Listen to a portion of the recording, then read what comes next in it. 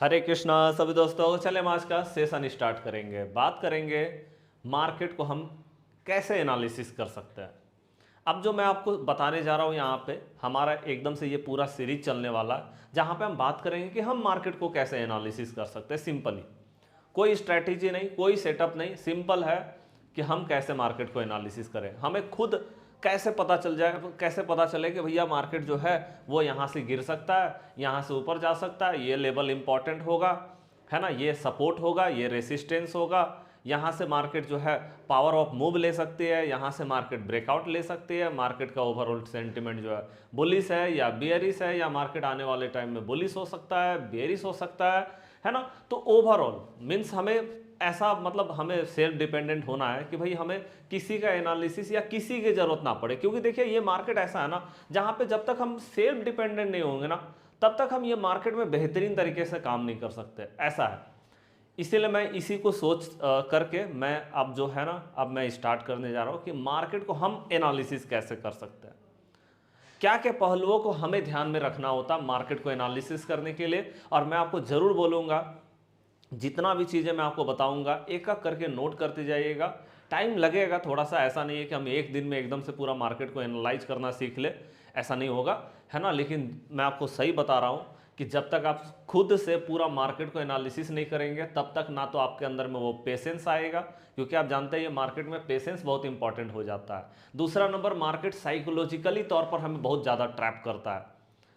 तो वो साइकोलॉजी को समझना कि मार्केट का साइकोलॉजी क्या है, मतलब बड़े प्लेयर का साइकोलॉजी क्या है, रिटेलर का साइकोलॉजी क्या है, आपके अंदर में तभी वो बिल्डअप हो पाएगा जब आप खुद से मार्केट को समझेंगे, है ना। जब तक आप दूसरे के एनालिसिस से मार्केट को समझने का ट्राई करेंगे तब तक ना तो पेशेंस वो आएगा, ना तो साइकोलॉजिकली आप मार्केट में एकदम से फिट हो पाएंगे। साइकोलॉजिकली एकदम से ट्रैप होने का चांसेस रहता है, स्टॉप लॉस हिट हो जाते हैं मार्केट में, अपोजिट साइड में मार्केट चली जाती है ना। तो ये चीज़ें हमारे साथ चलते रहेंगी। तो इसी का बस एकमात्र सॉल्यूशन मेरे को जहाँ तक लगता है कि भैया मार्केट को हमें सेल्फ एनालिसिस करना चाहिए, मतलब सीखना चाहिए। ऐसा नहीं कि एक दिन में आ जाएगा ये चीज़, लेकिन जब आप धीरे धीरे धीरे धीरे इस चीज़ को करते जाएंगे तो मेरे को लगता है कि आप जो है एक टाइम के बाद बेहतरीन एनालिसिस कर पाएंगे मार्केट को, और आप बेहतरीन एनालिसिस भी कर पाएंगे। और शायद हो सकता है कि कुछ और भी आप नया जिसको हम बोलते हैं ना कि एक नया एनालिसिस या एक नया लेवल या एक नया स्ट्रैटेजी, एक नया सेटअप आप खुद से भी बना पाएंगे, है ना। तो ये हमें मतलब सेल्फ डिपेंडेंट इस मार्केट में होना है, अगर हमें मार्केट में एक और लेवल अपना एनालिसिस को बढ़ाना है तो चलिए हम आज एकदम से स्टार्ट कर रहे हैं। पूरा स्टार्टिंग से देखेंगे कि हम मार्केट को कैसे एनालिसिस करते हैं। तो देखिए आज मैं आपको एकदम ओवरऑल बताने वाला हूँ कि हमें एनालिसिस के लिए क्या क्या चीज़ें देखनी चाहिए। और अब जैसा कि जानते हैं कि हम रेगुलर आपको क्लास भी वैसे ही देते हैं, तो देखिए मैं आपको सिंपली बोलूँगा कि देखिए जब मार्केट को एनालिसिस हम करते हैं तो क्या क्या फैक्टर इंपॉर्टेंट होते हैं ना। पहले हम इंपॉर्टेंट फैक्टर को देख लेते हैं। इंपॉर्टेंट फैक्टर्स, है ना। इंपॉर्टेंट फैक्टर क्या करने के लिए, मार्केट को एनालिसिस करने के लिए, है ना। हाँ जी, चलिए ये हमारा हो गया। अब देखिए अगर हम इंपॉर्टेंट फैक्टर की बात करें तो हमारा मार्केट चलता किससे है। आप जानते हैं कि अगर हम अपने इंडियन मार्केट की बात करें तो इंडियन मार्केट में सबसे इंपॉर्टेंट कौन होते हैं, एफआईआई और डीआईज, है ना। और जिनको प्रोफेशनल ट्रेडर भी प्रो भी बोलते हैं, ओके, इनका डेटा हमारे लिए इंपॉर्टेंट होता है। इनका साइकोलॉजी, इनका डेटा भी और इनका साइकोलॉजी भी, ये दोनों चीज़ें यहाँ पे इंपॉर्टेंट हो जाती है। तो पहला नंबर अपने मार्केट में अगर जाना है तो एफआईडीएस डेटा एनालिसिस करना इंपॉर्टेंट हो जाता है। दूसरा नंबर अगर हम बात करें तो और चीज़ें क्या है, मतलब अपने मार्केट की अगर हम बात करें तो अपने मार्केट में जो सिंपली है वो हमारा है सपोर्ट एंड रेसिस्टेंस। एकदम से मैं आपको बोलूँगा सारी चीज़ों को नोट करते हुए जाइएगा। सपोर्ट एंड रेसिस्टेंस हमारे लिए इंपॉर्टेंट हो जाता है ना, कि सपोर्ट और रेसिस्टेंस कहाँ पे बन रहा है। और तीसरा नंबर होता है हमारा सेटअप। हमारा सेटअप या तो हमारा स्ट्रैटेजी जिसको हम फॉलो कर रहे हैं या फिर जो अभी बेहतरीन तरीके से करंट सिनारियो में मार्केट में काम कर रही है वो हमारे लिए इंपॉर्टेंट हो जाता है। ठीक है जी, तो ये तीन चीज़ें हमारे लिए इंपॉर्टेंट हो गई अपने इंडियन मार्केट के हिसाब से, ओके, जिससे कि हम एकदम से समझ पाएंगे कि मार्केट में क्या चल रहा है, क्या करना चाहिए। यह अपना इंडियन मार्केट की बात हो गई, ओके। अब हम आ जाते हैं भैया ग्लोबल मार्केट में। जब हम ग्लोबल मार्केट की बात करेंगे, है ना, क्योंकि आप जानते हैं कि हमारा मार्केट जो है सिर्फ हमारे मार्केट के हिसाब से ही हमारा मार्केट नहीं चल रहा, मतलब सिर्फ इंडियन मार्केट या इंडियन इकोनॉमी के हिसाब से पूरा मार्केट हमारा नहीं चल रहा है। ये जो है आप जानते हैं कि भाई कोई भी देश है वो दूसरे देश पे भी डिपेंडेंट है ना कोई भी ऐसा देश नहीं है जो दूसरे देश पे डिपेंडेंट ना हो। आप देखो अभी वार चल रही है ईरान से, तो आप देख रहे हैं कि भैया वहां से तेल आता था वहीं बंद हो गया, है ना। हमारे देश से भी बहुत सारा चीज़ जाता है, आप जानते हैं हमारे देश में सबसे ज़्यादा कृषि होता है भाई, है ना, तो खाने पीने की चीज़ें जो है यहाँ से जाती है। या फिर आप देखोगे कोयला, सबसे बड़ा भंडार है हमारे पास कोयला का, तो वो भी चीज़ें, वो सारी चीज़ें भी इंपॉर्टेंट है ना। ठीक है, तो कोई भी देश जो है एक दूसरे पे डिपेंडेंट है ही, ऐसा नहीं है कि नहीं है कोई भी, सब एक दूसरे पे डिपेंडेंट है। ओके, तो हम जानते हैं कि हमारा जो मार्केट है वो हमारा सिर्फ इंडियन इकोनॉमी से नहीं चल रहा है, पूरा ग्लोबल मार्केट भी इफेक्ट डालते हैं। और वहां पे सबसे ज्यादा जो अगर कोई इफेक्ट डालता है ना तो वो यूएस मार्केट जो है ना वो सबसे ज्यादा इंपैक्ट डालता है हमारे मार्केट में। बाद बाकी और कोई मार्केट हमारे मार्केट में इंपैक्ट नहीं डालता, लेकिन यूएस मार्केट सबसे ज्यादा इंपैक्ट डालते हैं। वहां पे क्या हो रहा है ना वो हमारे लिए सबसे इंपॉर्टेंट हो जाता है। अगर भैया वहां मार्केट गिर रहा है तो आपको देखना पड़ेगा, हो सकता है आपका मार्केट भी गिरेगा। अगर वहां मार्केट ऊपर जा रही है तो आपके मार्केट में भी आप उछाल आने वाला या आ गया होगा, या तो आ गया होगा या तो आने वाला है, ये चीज़ है। तो यूएस मार्केट से हमारा मार्केट एकदम से डायरेक्टली रिलेटेड है, क्योंकि हम सबसे ज़्यादा यूएस पे डिपेंडेंट है ना। चाहे हमारा सबसे ज़्यादा व्यापार भी अगर हम बात करें तो यूएस से ही होता है। ओके, तो हम सबसे ज़्यादा डिपेंडेंट होते हैं। तो सिंपल हो गया कि लोग ग्लोबल मार्केट की बात करेंगे तो यूएस मार्केट को देखना ही पड़ेगा भाई। अब यूएस मार्केट में क्या देखते हैं हम, यूएस मार्केट में सिंपली यूएस 30 को देखते हैं, जिसको हम डाउ जोन्स के नाम से भी जानते हैं। ओके, डाउ जोन्स, ठीक है जी, यह हमारा डाउ जोन्स हो गया। दूसरा नंबर हम क्या करते हैं, दूसरा नंबर हम देखते हैं एडीआर। एडीआर क्या है, American depository receipt, ADR. Okay, ADR में आप जानते हैं, जैसे मैंने आपको पहले भी बता रखा है, एक बार मैं आपको ओवरऑल कर देता हूं, आपको एकदम से नोट करना है सारी चीज़ों को। मैं तो जरूर बोलूँगा कि इस वीडियो को प्लीज़ आप बाद बाकी वीडियो को जो है आप स्किप करते होंगे, हो सकता है, ऐसे तो नहीं करना चाहिए, सारी चीज़ों को देखना जरूरी, लेकिन इस वीडियो को प्लीज़ स्किप मत कीजिएगा प्लीज़, है ना। क्योंकि आप आधा अगर देखने के लिए आए ना तो मैं आपको बोलूँगा अभी ही बंद कर दीजिए, कोई बहुत ज़्यादा बेनिफिट आपको नहीं होगा यहाँ पे, क्योंकि मैं आपको जो बताने वाला हूँ एकदम सिस्टमेटिक आपको बता रहा हूँ, और हो सकता है मैं बहुत सारी चीज़ें बोल भी दूँ आपको, वो भी आपको नोट करना पड़े, है ना। तो यहाँ पे देखिए एडीआर अगर हम बात करें तो मैंने आपको बहुत बार बताया भी है, तो ऐसे आप लिख लीजिए कि देखिए एडीआर में अभी 4 कंपनी जो है हमारे इंडिया की कंपनी वो यूएस में भी लिस्टेड है, जिसको हम एडीआर के नाम से जानते हैं, अमेरिकन डिपॉजिटरी रिसिप्ट, जिसको आप अगर सर्च करना चाहे तो आप सीधे ट्रेडिंग व्यू में जाइएगा, गूगल में सर्च कीजिए ट्रेडिंग व्यू, वहाँ पे जाके सर्च कर सकते हैं। तो कौन कौन सा कंपनी है भाई, एक तो है एचडीएफसी बैंक जो कि एनवाईएससी में लिस्टेड है ना, जिसको हम बोलते हैं New York stock exchange. Okay, America में लिस्टेड है HDFC bank, ICICI bank, doctor Reddy और इन्फोसिस। अब मैं आपको बता दूं कि देखिए एचडीएफसी बैंक, मैंने आपको कई बार बता रखा है कि एचडीएफसी बैंक सबसे बड़ी बैंक है, मतलब सबसे बड़ी कंपनी है, बैंक की बात छोड़ दीजिए, सबसे बड़ी कंपनी, चाहे वो निफ्टी की बात करें 12% का रेशियो रखता है अकेले। 50 कंपनी में से एक इकलौता कंपनी सिर्फ 12% का रेशियो अगर रख रहा है, तो आप समझ सकते हैं। बाद बाकी 8% जो है आईसीआईसी बैंक रखते हैं, और 8% जो है रिलायंस रखता है, बाद बाकी सबका 2-4% 5% ऐसे ही है, बस उससे नीचे ही है ना। तो आप समझ रहे हैं कि अकेला एचडीएफसी बैंक जो है 12% का रेशियो, अगर उसमें आईसीआईसी बैंक को मिला दिया जाए तो 12 और 8 20, और उसमें रिलायंस को मिला दिया जाए तो 28। अब आप बोलोगे सर 50 कंपनी निफ्टी 50 में होती है और उसमें 3 कंपनी सिर्फ जो है वो 28% का रेशियो रखती है, इसका मतलब ये तीनों कंपनी जिधर जाएगी ना पूरा मार्केट को उठा के ले जाएगी। और इसमें से हमारा एचडीएफसी बैंक और आईसीआईसी बैंक, ये दोनों का एडीआर जो है हमारा लिस्टेड है अमेरिका में। ओके, तो आप समझ सकते हैं कि क्या इंपॉर्टेंट हमारे लिए ये रखता है, ठीक है जी।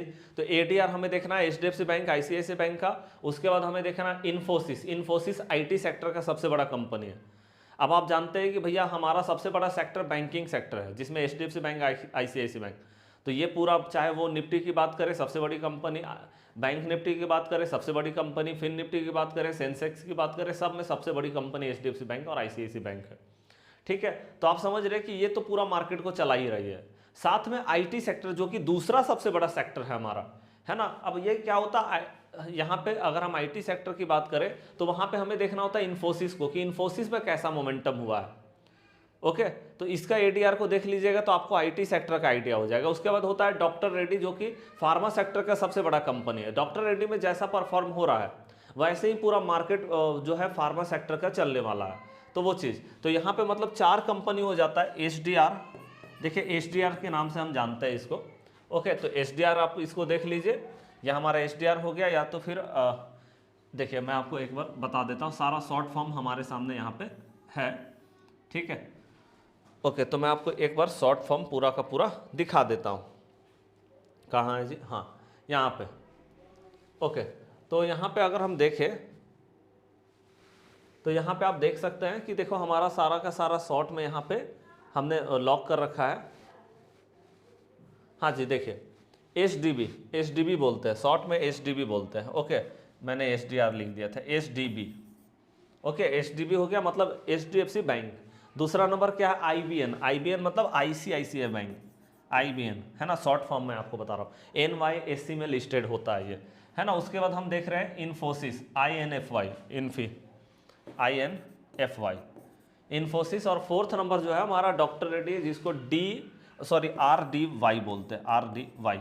ओके, तो ये हमारा क्या हो गया, जो है डॉक्टर रेड्डी हो गया हमारा। ठीक है जी, तो ये हमने आपको चारों कंपनी बता दिया। इसको आपको एनालाइज करना पड़ेगा। साथ में आपको जिसको एनालाइज करने की जरूरत है वो है डॉलर इंडेक्स, बस इतना ही। ग्लोबल मार्केट की बात की जाए तो इसको एनालिसिस करने की जरूरत है। अब देखिए यहाँ पे मैंने आपको क्या क्या चीज़ें बता दी है। मैंने आपको सपोर्ट रेसिस्टेंस बहुत बारीकी से बताया है। जरूर कमेंट बॉक्स में बताइए क्या ये ओके है आपको, क्या ये क्लियर है आपको कि कैसे हमें सपोर्ट और रेसिस्टेंस को ड्रॉ करना है। एकदम से आपको क्लियर होगा ये चीज़, मैं समझता हूँ। ओके, ठीक है जी। दूसरा नंबर अगर हम बात करें यहाँ पे, तो आपको क्या यहाँ पे सेटअप एकदम से क्लियर है कि कौन सा सेटअप हमारा काम कर रहा है, क्या हो रहा है। आपको एकदम से सेटअप भी मेरे को लगता है क्लियर होगा। बहुत सारा सेटअप, बहुत सारा स्ट्रैटेजी आपको बता रखा है, जिसमें कि भैया कुछ सेटअप अभी एकदम से करंटली हमारा काम कर रहा है, वो है डोजी टाइप कैंडल का हाई लो टूटने पे, चाहे वो 1 डे का टाइम फ्रेम में हो, चाहे वो 15 मिनट का टाइम फ्रेम हो। दूसरा नंबर एक गैप का थ्योरी बताया है कि अगर गैप बन गया, गैप अप हो गया या गैप डाउन हो गया और मार्केट ने उस गैप को बचा लिया, तो मेरा गैप अप हुआ तो वो सपोर्ट का काम करेगा, बहुत बेहतरीन सपोर्ट होता है वहाँ से मार्केट का। और अगर मार्केट ने गैप डाउन किया है तो वो हमारा रेसिस्टेंस का काम करता है ना, ये चीज़ हो जाता है। उसके बाद आपको open equal to low, open equal to high बताया 1 डे का टाइम फ्रेम में। तो ये सेटअप अभी हमारा करेंटली बेहतरीन तरीके से काम कर रहा है। बाद बाकी मैंने आपको हीरो जीरो का भी सेटअप दे रखा है, जिसको आप देख सकते हैं 2 PM का सेटअप है, या 1 मिनट का टाइम फ्रेम में भी हमने आपको सेटअप दे रखा है, 10 मिनट में, 15 मिनट में, 5 मिनट में, 3 मिनट में भी दे रखा है। तो वो सारा सेटअप तो है ही, उसमें आप स्कैल्पिंग करते हैं मार्केट में, है ना।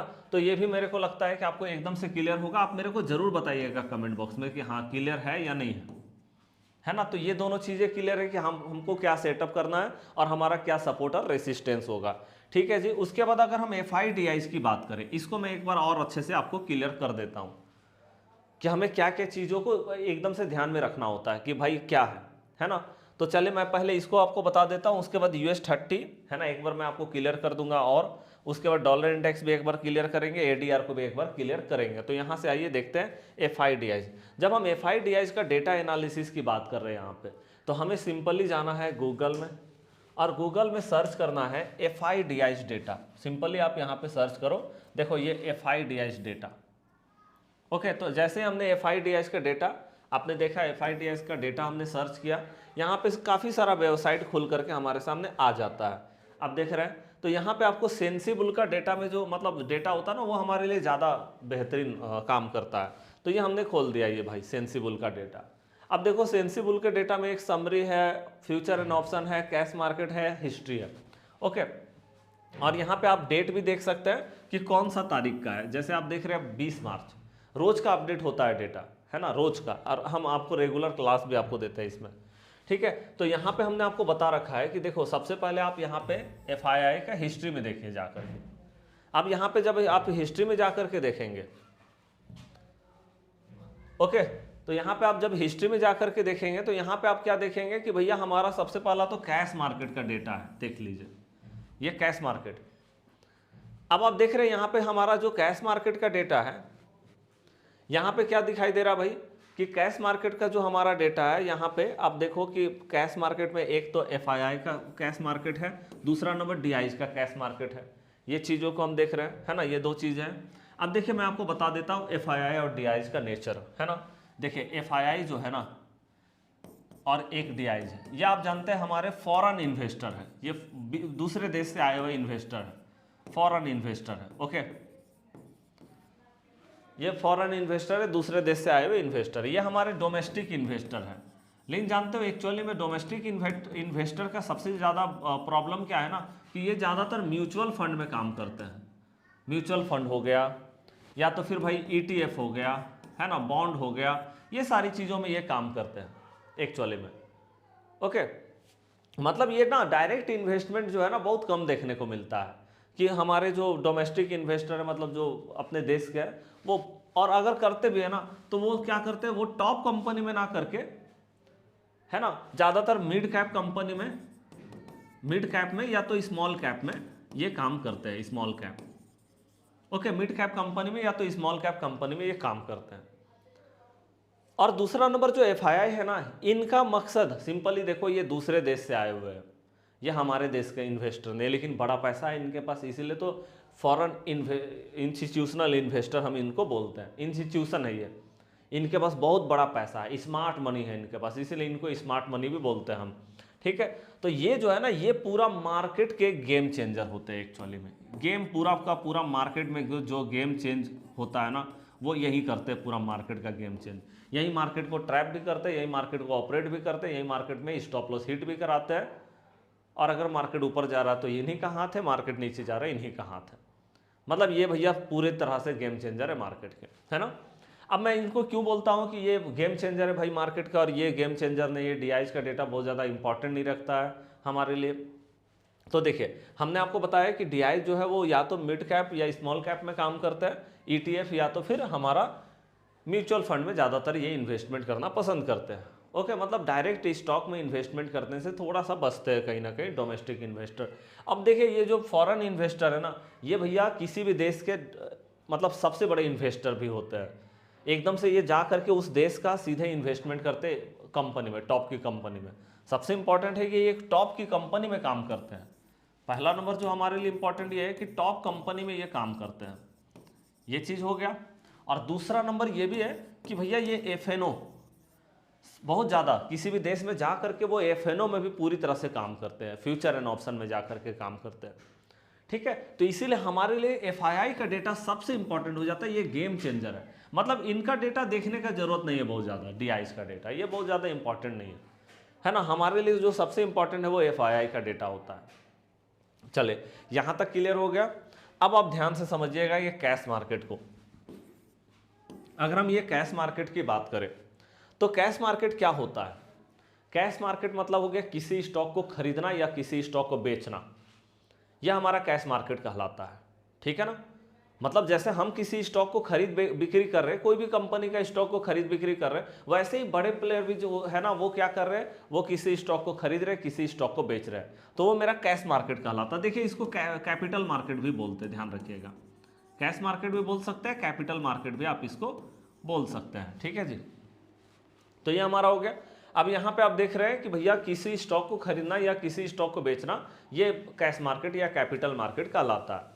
अब देखिए स्टॉक को खरीद बिक्री से क्या मतलब है, तो देखिए मतलब ये है क्योंकि हमें पता है कि अगर हम निफ्टी 50 की बात कर रहे हैं या सेंसेक्स की बात कर रहे हैं कि भैया कल निफ्टी 50 में मार्केट ऊपर जाएगा कि नीचे जाएगा, कल सेंसेक्स में ऊपर जाएगा कि नीचे जाएगा मार्केट, या बैंक निफ्टी में या फिर निफ्टी में मार्केट ऊपर जाएगा नीचे जाएगा, बैंक एक्स में ऊपर जाएगा नीचे जाएगा, तो वो क्या है, सबसे पहले हमें ये समझना होगा कि ये निफ्टी 50 है क्या भाई, ये सेंसेक्स क्या है, बैंक निफ्टी क्या है, फिर निफ्टी क्या है। तो देखिए सिंपली अगर हम बात करें निफ्टी 50 का, तो टॉप 50 कंपनी, हमारे इंडिया की टॉप 50 कंपनी जो है ना उसको मिला दिया जाए तो निफ्टी 50 हो जाता है। मतलब स्टॉक से ही बना है निफ्टी 50, ध्यान रखिएगा इस बात को।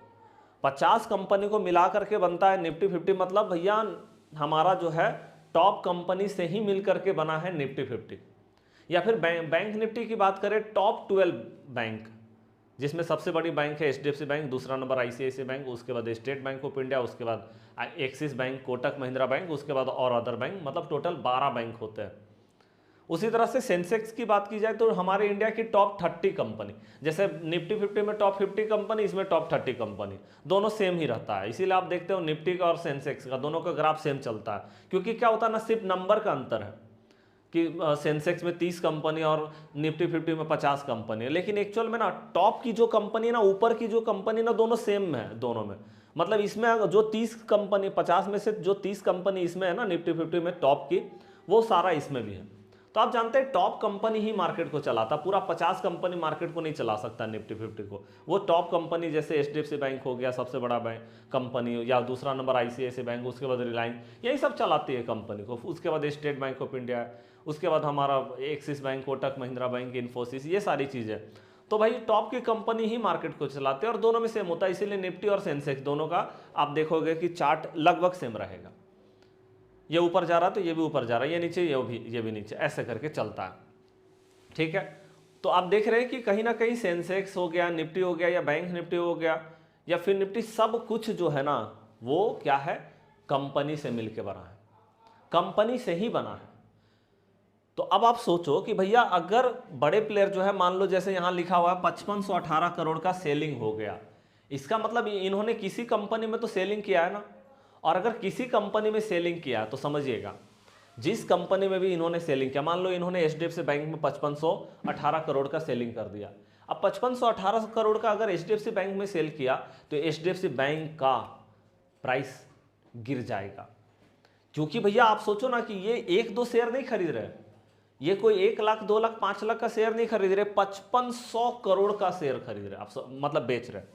आप समझ सकते, इतना बड़ा अमाउंट अगर किसी स्टॉक में डाला जाएगा तो वो स्टॉक का प्राइस रिफ्लेक्ट करेगा, वो स्टॉक का प्राइस नीचे जाएगा, इसमें कोई डाउट नहीं है। आप समझ सकते हैं ये चीज़ को, बिल्कुल लॉजिकल है ना। तो ये तो प्राइस तो नीचे जाना ही जाना, इसमें कोई डाउट नहीं होगा। अब आप देख रहे हैं कि 5500 करोड़ का यहाँ पे जो है आपने सेलिंग कर दिया, इसका मतलब किसी भी जिस भी कंपनी में आपने सेलिंग किया उस कंपनी का प्राइस डाउन हुआ है। और उस कंपनी का प्राइस डाउन होने के कारण क्या निफ्टी का प्राइस डाउन हुआ होगा, क्योंकि भैया स्टॉक से ही बना है ना सेंसेक्स निफ्टी, मैंने आपको बता ही दिया कि स्टॉक से ही। तो अब स्टॉक अगर मान लो नीचे जा रहा है स्टॉक का प्राइस, तो भैया निफ्टी 50 भी नीचे जाएगा। तो क्या मतलब इनका बेचने से स्टॉक का प्राइस नीचे गया तो क्या निफ्टी 50 का भी प्राइस नीचे गया होगा। तो आपको ये देखना होगा कि भैया अगर टॉप 50 कंपनी में इन्होंने सेल किया होगा, किसी भी कंपनी में टॉप 50 कंपनी के अंदर में अगर इन्होंने सेल किया होगा, तब तो भैया फिर तो भैया निफ्टी 50 का प्राइस भी नीचे गया होगा। अब ये कैसे पता चलेगा कि इन्होंने टॉप कंपनी में ही सेलिंग किया है। अब आप बोलोगे क्या सर इसमें बता देता कंपनी कि हाँ देखो आज 5500 करोड़ में से देखो एचडीएफसी बैंक में सेल हुआ है, स्टेट बैंक में सेल हुआ है, आईसीआईसीआई में सेल हुआ, क्या ऐसे बता देता हमारा? अगर ऐसे बता देता बहुत अच्छा रहता, फिर तो मज़ा ही आ जाता भाई, है ना। दूसरे दिन हम उसमें भी एंट्री मार लेते कि चलो अब ये घुस गए तो चलो फ़ायदा ही होगा, और ये निकल गए तो चलो अब नीचे जाएगा, चलो सेल मार के चलते हैं, है ना। तो क्या ऐसा डेटा बताएगा? नहीं, इतना ज़्यादा बारीकी से अगर बता दे तो फिर तो पूरा मार्केट का गेम ही क्या रह जाएगा भाई, फिर तो आसान हो जाएगा, सारी चीज़ें बहुत आसान हो जाएगा प्रिडिक्ट करना मार्केट को। तो ऐसा नहीं है कि आपको एकदम से बताएगा कि भाई कौन कौन सा कंपनी में इन्होंने सेलिंग किया क्या किया, है ना, ये चीज़ नहीं बताएगा। ओके, ओवरऑल सिर्फ बता रहा है कि भैया आपने जो है इतना सेल किया। अब इसमें कुछ बाइंग भी हुआ होगा, कुछ सेलिंग, कुछ बाइंग, कुछ सेलिंग, लेकिन जब दोनों को जोड़ घटाव करके देखा गया तो पता चला कि 5500 करोड़ का नेट सेलिंग आया हुआ है। तो मैं आपको बता दूं कि देखिए एफआईआई जो होते हैं ना, वो किसी भी कंपनी में जा करके एफएनओ में भी काम करते हैं, फ्यूचर एंड ऑप्शन में। इनका मेन मकसद होता है किसी भी देश में जा करके भैया पैसा लूटना। मैं आपको सिंपली बोलता हूँ, लूटने के लिए आते हैं ये लोग, बस ये देने के लिए कुछ नहीं आते, लूटने के लिए आते हैं। जिस दिन लगता है कि अब लूटना यहाँ पे संभव नहीं है तो फिर ये अपना पैसा निकाल करके चले जाते हैं कि जाओ भैया अब तो जितना लूटना था हमने लूट लिया, अब लूटने के लिए कुछ बचा नहीं है तो चलो अब निकलते हैं, है ना। तो ये लूटे रहे एक्चुअली में बात करें तो। अब देखो ये क्या करेंगे, ये जब लूटने के लिए आए तो इनको पता है कि भैया निफ्टी 50 जो बना है वो स्टॉक से ही बना है। मतलब अगर हम एचडीएफसी बैंक में, इनको पता है कि अगर हम एचडीएफसी बैंक में सेलिंग करेंगे, एचडीएफसी बैंक का स्टॉक को सेल करेंगे तो निफ्टी 50 भी गिरेगा, बैंक निफ्टी भी गिरेगा, सेंसेक्स भी गिरेगा, फिर निफ्टी भी गिरेगा, बैंक एक्स भी गिरेगा, सब गिरेगा नीचे। क्योंकि भैया एचडीएफसी बैंक सबसे बड़ी कंपनी है, तो वो गिरेगा, उसका प्राइस गिरेगा तो सब गिरेगा, पूरा मार्केट गिरेगा। तो जिस दिन इनको गिराना होगा पूरा मार्केट को, ये एचडीएफसी बैंक को सेल करेंगे। और जिस दिन इनको लगेगा कि भैया मार्केट को ऊपर लेके जाना है, तो ये क्या करेंगे, ये सीधे जा करके उस स्टॉक में बाइंग करेंगे। ओके, ये चीज़ हमारे लिए इंपॉर्टेंट हो जाता है। ठीक है, तो यहाँ पे आप देख रहे हैं कि भाई यहाँ पे 5518 करोड़ का अगर इन्होंने सेलिंग किया है, तो इसका मतलब है कि अब जो है कहीं ना कहीं निफ्टी 50 का प्राइस जो है वो नीचे जाएगा। लेकिन हाँ देखिए, हम ऐसे नहीं समझते, ऐसा नहीं कि एक दिन यहाँ पे सेलिंग हुआ और एकदम से हमने जो है ये काम कर लिया, नहीं। हम यहाँ पे हमने आपको रूल्स बताया है कि देखो कैश मार्केट में हमें ऐसे देखना है कि एफआईआई का डेटा को देखना है, डीआईज का डेटा को देखना नहीं है, ये चीज़ क्लियर हो गया। अब हमें ऐसे देखना है भैया, 4 दिन का मैंने कॉन्सेप्ट आपको बता रखा था कि देखो अगर 4 दिन लगातार कंटिन्यूअस 4 दिन अगर लगातार मार्केट में बाइंग हो गई, क्या हो गई, बाइंग, 4 दिन लगातार एफआईआई जो है वो कैश मार्केट में बाइंग कर लेते हैं, तो समझ लो कि अब जो है, अब मार्केट में बायर जो है वो एक्टिव होते हुए नजर आ सकते हैं, है ना। यहाँ पे बायर जो है वो पूरी तरह से मार्केट में एक्टिव हो जाएंगे, मार्केट अब ऊपर जाने के लिए रेडी हो जाएगा। ठीक हो गया। दूसरा नंबर अगर हम बात करें सेल का, अगर 4 दिन लगातार सेलिंग हो गया तो यहाँ पे हम क्या बोलते हैं कि भैया सेलर जो है वो पूरी तरह से मार्केट में एक्टिव हो जाएंगे, है ना। 4 दिन लगातार सेलिंग हो गई तो भैया अब सेलर जो है मार्केट में पूरी तरह से एक्टिव हो जाएंगे, है ना। अगर बायर एक्टिव हो गए तो अब मार्केट का ट्रेंडिंग जो है अप ट्रेंड हो जाएगा, अप ट्रेंड, ध्यान दीजिएगा मैं क्या बोल रहा हूँ, वो चीज़ इंपॉर्टेंट होगा, अप ट्रेंड, अब मार्केट हो जाएगा। और अगर यहाँ पे 4 दिन लगातार सेलिंग हो जाती है तो मार्केट डाउन ट्रेंड में चला जाता। अब देखिए, हम सिर्फ डाउन ट्रेंड की बात कर रहे हैं, ऐसा नहीं है कि हम ये बोल रहे हैं कि कल मार्केट नीचे चला जाएगा, नहीं। अब हमको बस यहाँ पे ये देखना है कि मार्केट अप ट्रेंड में अब जा रही है ऐसे करके, तो मार्केट जब अप ट्रेंड में जाएगी तो नीचे भी उतरेगा, ऐसा नहीं। लेकिन जब नीचे उतरेगी तो आपको बाइंग करने का अपॉर्चुनिटीज मिलेगा, buy on dip, buy on gap down, buy on pull back. Okay, ये चीज़ हमको मिलता है।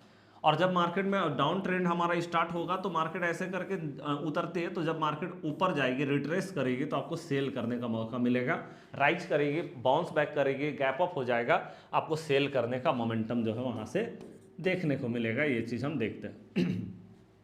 ठीक है, तो यहाँ से आप कैश मार्केट को हमेशा ध्यान रखिए, ये बहुत इंपॉर्टेंट हमारा हो जाता है। कैश मार्केट मतलब एक तरह से मैं आप सिंपली बोलता हूँ ना कि ये कैश मार्केट जो है ना, ये रिमोट कंट्रोल है बड़े प्लेयर का। इनको मार्केट को अगर गिराना है तो ये टॉप कंपनी में सेलिंग कर दे, और अगर इनको मार्केट को उठाना है तो ये टॉप कंपनी में बाइंग कर दे। ये रिमोट कंट्रोल के जैसा काम करता है। आप इसको सिंपली कैश मार्केट को रिमोट कंट्रोल बोल सकते हैं, पूरा मार्केट का, जो कि बड़े प्लेयर ऑपरेट करते हैं यहीं से पूरा मार्केट को, है ना। तो ये हमारे लिए इंपॉर्टेंट होता है। ओके, चलिए अब हम बात करते हैं आगे। तो हमने आपको कैश मार्केट का ओवरऑल एक डेटा बता दिया कि कैसे हमको प्रिडिक्ट करना। अभी हम मतलब ओवरऑल देख रहे हैं कि मार्केट में हमें क्या करना है। अच्छा, उसके बाद हम अगर बात करें डाउ जोन्स का, है ना, तो अब आ जाते हैं हम यहाँ पे डाउ जोन्स में कि भैया डाउ जोन्स जिसको US30 बोलते हैं, US30 को हम क्यों एनालिसिस करें, ये हमारे लिए क्यों इम्पॉर्टेंट है। आप देखिए US30 डाउ जोन्स, आप देख लीजिए, ये डाउ जोन्स इंडस्ट्रियल एवरेज, इसको हम क्यों एनालिसिस करें, क्योंकि हमको पता है कि हम पूरी तरह से ना US मार्केट पे बहुत ज़्यादा डिपेंडेंट रहते हैं। तो यहाँ पे अगर नीचे जा रहा है पूरा मार्केट तो भैया हमारा मार्केट भी बचने वाला नहीं है, हमारा मार्केट भी नीचे जाने वाला है। फिर अगर ये नीचे जा रहा तो हमारा मार्केट भी नीचे जाने वाला है, या तो जाएगा या तो जाने वाला। अब आप बोलोगे सर जाएगा कि जाने वाला, दोनों में बहुत अंतर है। तो आप ये बता दीजिए कि मतलब जाएगा या जाने वाला है, क्योंकि अगर मतलब चला गया तब तो फिर तो कोई फ़ायदा नहीं है भाई। मान लो मार्केट, देखो अब मार्केट नीचे चला गया तो क्या फ़ायदा हुआ फिर। लेकिन जाने वाला है नीचे, ये बहुत मैटर करेगा कि हाँ जाने वाला। अब तो ये क्या है, तो मैं आपको बता दूं कि देखिए, सबसे पहले US मार्केट गिरेगा तो हमारा मार्केट गिरेगा, सबसे पहले US मार्केट उठेगा तो हमारा मार्केट उठेगा। एक्चुअल में फंडा यही है।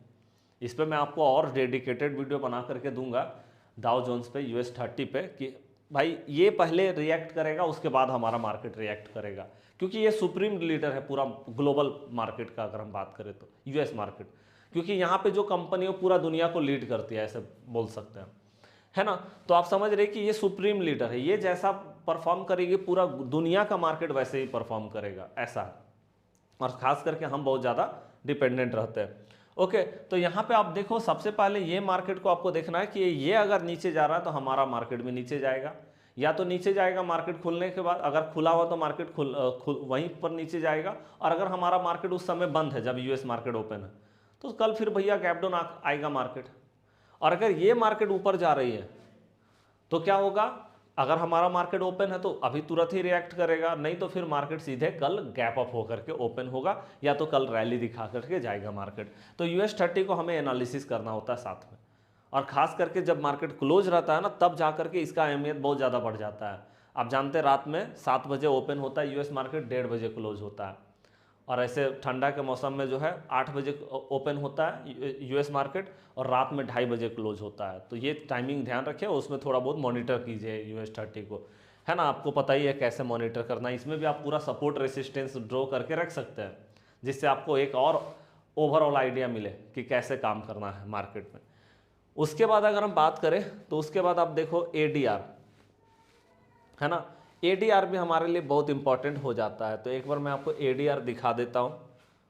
हाँ जी, ADR की अगर हम बात करें तो देखिए यहाँ पे HDFC बैंक का ADR है, आप जानते हैं ये US मार्केट से चलता है। आप देखो यहाँ पे मैंने आपको पहले भी बता रखा है कि यहाँ अगर गिरा है कल नीचे तो हमारा मार्केट फिर गिरेगा, या तो गैप डाउन आएगा मार्केट या तो गिरेगा। सिंपल समझिए, पहले यहाँ रिएक्शन होगा फिर हमारा मार्केट में रिएक्शन होगा। और सबसे इंपॉर्टेंट है HDFC बैंक और ICICI बैंक का परफॉर्मेंस जानना, ये पूरा मार्केट का ट्रेंड को डिसाइड करेगा। अगर ये नीचे चला गया है, जैसे हम देख रहे हैं रात में 7 बजे ओपन हुआ US मार्केट और ये 1:30 बजे क्लोज हुआ और हमने देखा मार्केट नीचे गिर चुका है, तो कल या तो हमारा मार्केट गैप डाउन खुलेगा, या तो फिर गैप डाउन अगर नहीं खुला तो मार्केट नीचे जाएगा सिंपली। तो ये हमें एकदम से कंफर्मेशन कर देता है इंट्राडे पे कि किस तरह से मार्केट यहाँ पे परफॉर्म करेगा। उसी तरह से ICICI बैंक भी सेम है, आप जानते हैं ये दोनों कंपनी सबसे बड़ी कंपनी है पूरा Nifty, Sensex, bank Nifty, mid cap, fin Nifty सबके लिए। ओके, तो यहाँ पे ICICI बैंक को भी देखना, अगर ये नीचे गया है तो फिर हमारा मार्केट जब खुलेगा तो या तो गैप डाउन खुलेगा या तो सीधे नीचे जाएगा भैया, वो चीज़ है।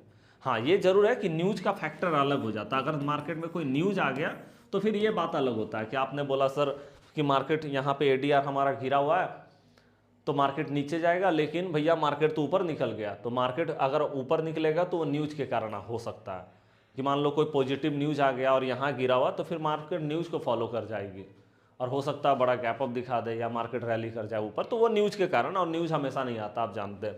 ओके, बाद बाकी नॉर्मल मार्केट में एकदम से ऐसे ही मार्केट चलता है, ठीक है। उसके बाद आप इन्फोसिस को देखेंगे तो IT सेक्टर आपको एकदम से क्लियर होगा कि IT सेक्टर में कैसा परफॉर्म होगा, और डॉक्टर रेड्डी को देखेंगे फार्मा सेक्टर का पकड़ में आएगा। मतलब इन्फोसिस में भी आप देख सकते हैं सिंपली डायरेक्ट इन्फोसिस को, डायरेक्ट आप डॉक्टर रेड्डी को भी देख सकते हैं, या तो उनका सेक्टर को देख सकते हैं आप। उसी तरह से HDFC बैंक को भी डायरेक्ट देख सकते हैं, या HDFC बैंक सुप्रीम लीडर है पूरा मार्केट का, हमारा सबसे बड़ी कंपनी है, तो आप निफ्टी, सेंसेक्स, बैंक निफ्टी, फिर निफ्टी सब में देख सकते हैं। ICICI बैंक को वैसे, तो इसको भी एनालाइज करना है। इसमें भी आप एकदम से सपोर्ट, रेसिस्टेंस सब कुछ ड्रॉ करके रखिए, ये आपका होमवर्क होगा, आपका होमवर्क होगा, आपको करना ही होगा भाई। कम से कम सपोर्ट, रेसिस्टेंस सब में ड्रॉ करके रखिए, और सब में देखिए पैटर्न, मतलब सेटअप आप सब में देखिए कि क्या कहीं पे कोई सेटअप लग रहा है, क्या कहीं कोई हमारा स्ट्रैटेजी बन रहा है। एकदम से इतना तो आपको करना ही पड़ेगा, मैं आपको सही बता रहा हूँ। ये मार्केट जब तक आप सेल्फ एनालिसिस नहीं कर पा रहे, बहुत प्रॉब्लम है ये मार्केट में, आपको खुद से एनालाइज करना पड़ेगा। और मैं आपको दिल से बता रहा हूँ कि मैंने आपको जितना बताया ना, मैंने पूरा यूट्यूब में ढूंढा है भैया, ये ऐसा कंटेंट नहीं है पूरा यूट्यूब में, ये मैंने बहुत ढूंढ करके निकाला आपके लिए, बहुत दिल से पढ़ा, बता रहा हूँ आपको, बताने का इच्छा है इसीलिए आपको बता रहा हूँ यहाँ पे। अगर इच्छा नहीं होता ना तो ऐसा कंटेंट लेकर के नहीं आता कभी भी। इच्छा है बताने का कि हाँ आपको बता दो कुछ चीज़ें, जब तक मैं हूँ यहाँ पे, है ना। चलिए, तो ये हमारा सेटअप है, स्ट्रैटेजी आप एकदम से देखिए, सब में सारा ADR में चेक कीजिए एकदम से। आपको मैं जो आज आपको वीडियो बता रहा हूँ ना, आप इसको एक बार और 2 बार और देख लीजिएगा, और अगर अच्छा लगेगा तो अपने दोस्तों तक शेयर भी कर लीजिएगा, है ना। जो भी जान पहचान के होंगे उनको भी हो सकता है फ़ायदा हो जाए। लाइक करके हमारा उत्साह जरूर बढ़ाइएगा, और कमेंट करके बताइएगा कैसा वीडियो लग रहा है। अब देखो, ये तो हमारा हो गया, लास्ट हमारा बचा डॉलर इंडेक्स। ये पूरा मार्केट का उल्टा चलता है, ये उल्टा वाला कहानी है इसमें हमारा, मैंने आपको बता भी रखा है, इसके लिए मैंने आपको वीडियो भी दे रखा है। ये पूरा मार्केट का उल्टा चलता है भैया, पूरा मार्केट जाएगी, सॉरी डॉलर इंडेक्स जाएगी नीचे तो पूरा मार्केट जाएगा ऊपर, वो उसमें हमारा स्टॉक मार्केट पे आ जाता है, निफ्टी, सेंसेक्स, बैंक निफ्टी, फिर निफ्टी सब आ जाता है। तो अगर ये नीचे जा रहा तो हमारा निफ्टी ऊपर जाएगी, मतलब हमारा इंडियन मार्केट ऊपर जाएगा, और ये अगर ऊपर जा रही है तो हमारा इंडियन मार्केट नीचे जाएगा, सिंपल। तो इसको भी आपको डॉलर इंडेक्स को भी एनालिसिस करना, और आपको बता रखा है सब सपोर्ट रेसिस्टेंस सब ड्रॉ कीजिए, साथ में आप देखिए कोई सेटअप कोई स्ट्रैटेजी क्या वहाँ पे आ रहा है, क्या वहाँ पे कोई गैप बन रहा है, वो बहुत इंपॉर्टेंट होगा, क्योंकि इसके उल्टे हमारा पूरा मार्केट चलता है। ठीक है, तो मैंने आपको जो आज ओवरऑल आइडिया दिया है, मैंने आपको जो ओवरऑल इन्फॉर्मेशन शेयर किया, मैं समझता हूँ बहुत वैल्यूएबल इन्फॉर्मेशन था, क्योंकि मैं चाहता हूँ कि आप खुद से मार्केट को धीरे धीरे समझने का ट्राई कीजिए, आप खुद से मार्केट को एनालाइज करने का ट्राई कीजिए कि क्या हो सकता है। थोड़ा समय लगेगा, लेकिन ये समय मैं आपको बता रहा हूँ ना कि ये समय वेस्ट नहीं होने वाला। आप दूसरा का जो मतलब किसी का कॉल या टिप्स लेने से ज़्यादा बेहतरीन होने वाला ये आपका मेहनत, जब आप एकदम से खुद से एनालिसिस करने का ट्राई करें। इसलिए मैं आपको लगातार चीज़ों को दे रहा हूँ और आपको लगातार बता रहा हूँ कि आप जितना भी स्ट्रैटेजी है, सेटअप है, सबको लिखते जाइए। एक समय में सब कुछ काम नहीं कर रहा है, लेकिन एक दिन ऐसा होगा जो सब कुछ आपके यूज में आ जाएगा, और उस दिन आपके लिए मार्केट एकदम से आसान हो जाएगा। तो ये मार्केट में है तो थोड़ा एक्सपीरियंस तो गेन करना पड़ेगा, और सही दिशा से, सही तरीके से। ठीक है, तो वीडियो कैसा लगा लाइक करके कमेंट करके जरूर बताइए। मिलते हैं नेक्स्ट क्लास में, तब तक के लिए जय हिंद जय भारत।